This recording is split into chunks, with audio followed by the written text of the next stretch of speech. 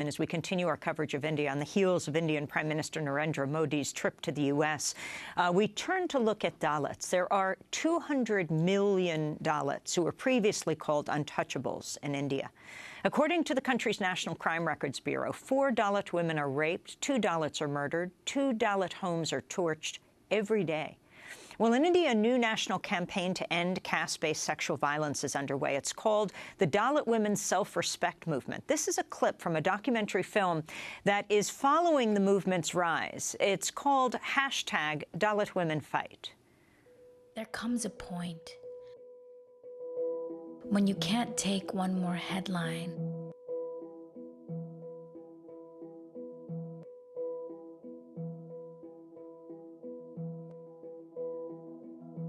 When you are sick of the violence and you are tired of being afraid.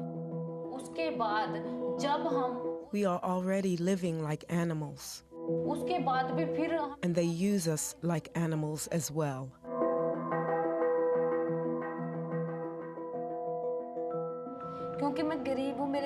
Because I'm poor, I've no one to support me. He cursed me and I yelled at him to leave. He whipped out his pistol, and I knew I could die then. He cocked his gun, and I was definitely full of bullets.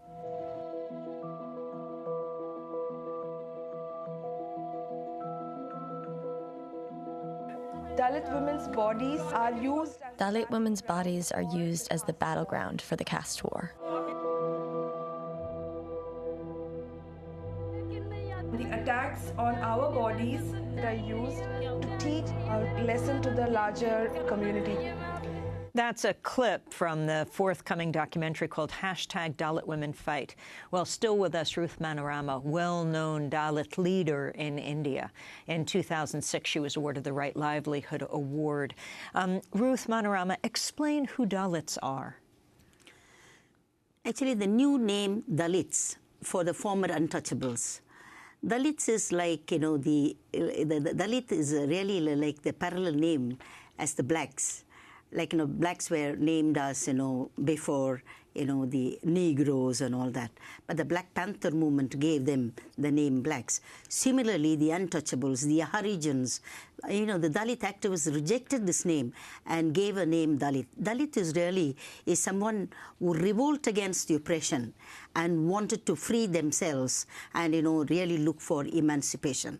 Dalit word as its, you know, inner meaning that they fight on one side, revolt against the system, the caste system, revolt against all kinds of inequality, and then work towards emancipation. That is what, you know, Dalit means. Today we are 260 million Dalits, not only in India, in South Asia.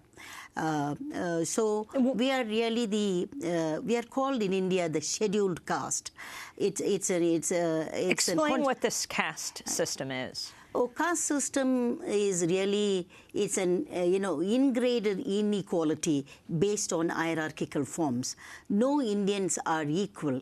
Indians are always put on hierarchy. Brahmins at the top, you know, Vaishyas, Kshatriyas, Shudras. At the end is the Dalit untouchables. Like, you know, in the social hierarchy, that, you know, in the social hierarchy, the Dalits are put, you know, underneath.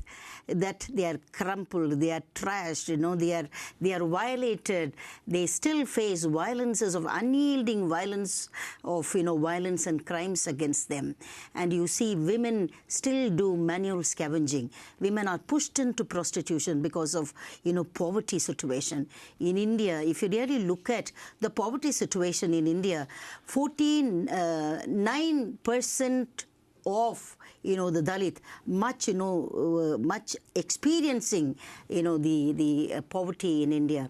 And crimes against them, atrocity against them, social inequality, by all social indicators today, they are at the lowest of the low.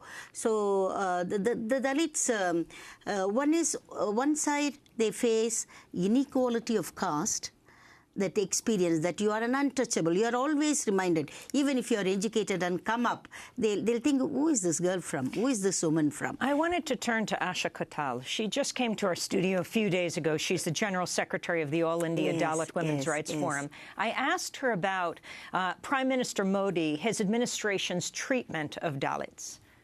It has not been different in the earlier regime and not been like super different in this regime.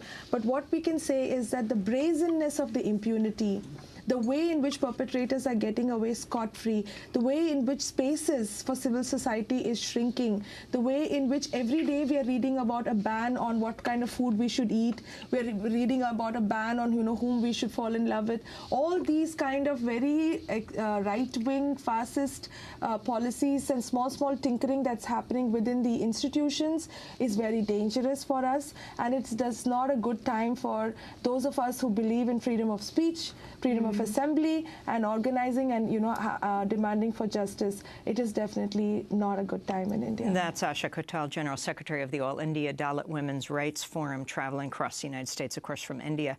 Ruth Manorama, as we begin to wrap up, what do you think needs to be done? Today, the Sustainable Development Goal has been, I have 17 goals. Starting from poverty, inequality, inclusion. I think these three important norms is very suitable to the life of Dalits. What we are really looking for, that is parity, is essential. Free from discrimination, enjoying of human rights, it's very necessary. That we are treated, equal with others, enjoying the wealth of the nation.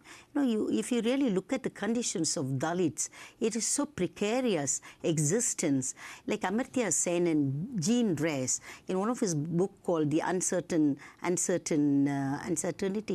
they say that in India, every country faces inequality, but India, it's like cocktails of inequality. One side is disparity, inequality of economic inequality, the other side is social discrimination. I think the Dalits today really wanted to be free from all these kind of torture, humiliation, undignified manner in which we are treated. When it comes to women, sexual abuses, rape, it's really multiple in its form. You can't explain, how they really suffer. But they have to keep quiet, even if they go to the police station or to the court of law. Everybody says it's all right, this is happening everywhere in India. So the impunity in which the human right violations are continuing, we are against. So we really look for a purposeful and a dignified existence, free from inequality. When I say inequality, it's not that big term. Inequality in all sense, in education parity, economic parity, employment parity. I think in all sectors, in all walks of life, we people really want freedom. We want inclusion.